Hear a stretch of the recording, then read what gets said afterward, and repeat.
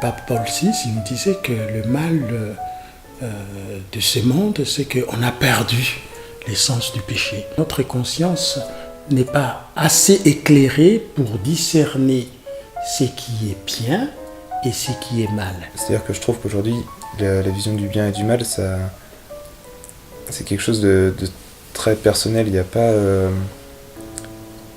tout le monde ne va pas penser que telle chose c'est bien et que telle chose c'est mal. C'est quelque chose qui a été déposé en nous, à la fois comme une promesse et comme une barrière. Ce bien et ce mal, c'est ce que le Seigneur, c'est le chemin que le Seigneur a tracé pour nous, pour aller jusqu'à lui. Il n'y a pas besoin d'être chrétien pour savoir que c'est inscrit, ça s'est partagé universellement, quel que soit le temps et l'espace. On n'a pas besoin d'être chrétien pour avoir le sens du mal. Il ne faut pas tomber dans, dans une opposition qui soit excessive au point de considérer que le bien est, ou plus exactement, le mal est l'antithèse du bien. Où il y a le mal, c'est quand ils font taire leur conscience. Bon, dans leur conscience, ils ont la sensation, ils comprennent que c'est pas bien. S'ils font quand même, ils font taire leur conscience, alors là il y a faute. Il y a des choses qui, au niveau de ce qu'on appelle la conscience, est ressentie comme mal.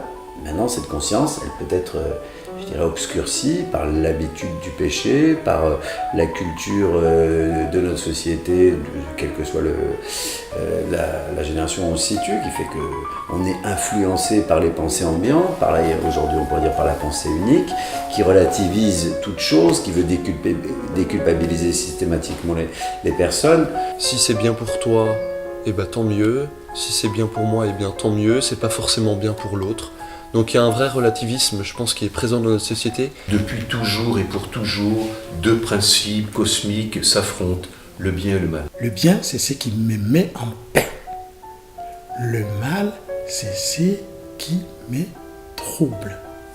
En fait, le bien, c'est ce qui m'amène à la vie. Le mal, c'est ce qui m'amène à la mort.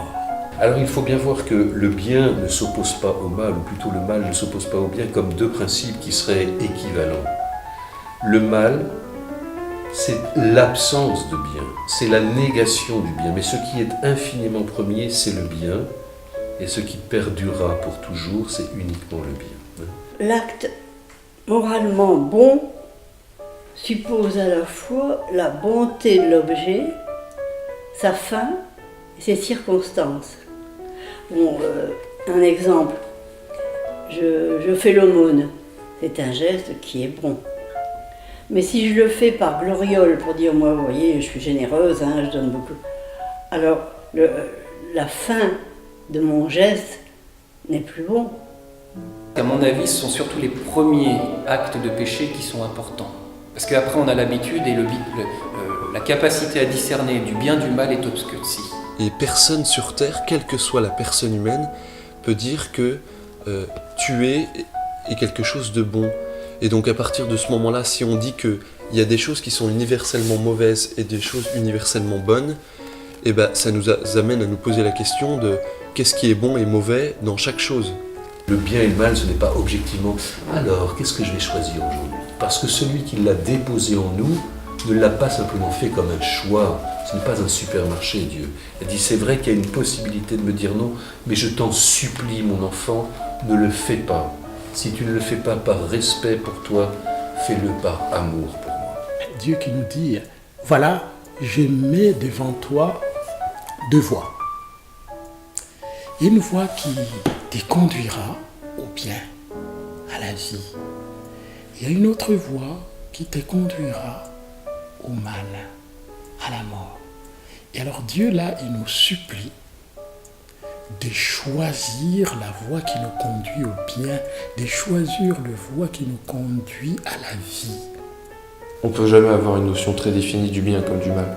Même une personne qui aura vécu un siècle entier, qui aura une expérience de vie incroyable, qui aura vécu tout ce qui est possible, imaginable, qui aura vécu dans le bien comme dans le mal, ne peut pas lui-même définir ce qui est bien, ce qui est mal. Est-ce que l'homme est la mesure de toute chose? Est-ce que l'homme peut dire ça c'est bon, ça c'est mauvais? Si on tombe dans un relativisme absolu et que chacun sa vérité, et que chacun peut dire ça c'est bon, ça c'est mal, dans ce cas-là, pourquoi il y a un enseignement ?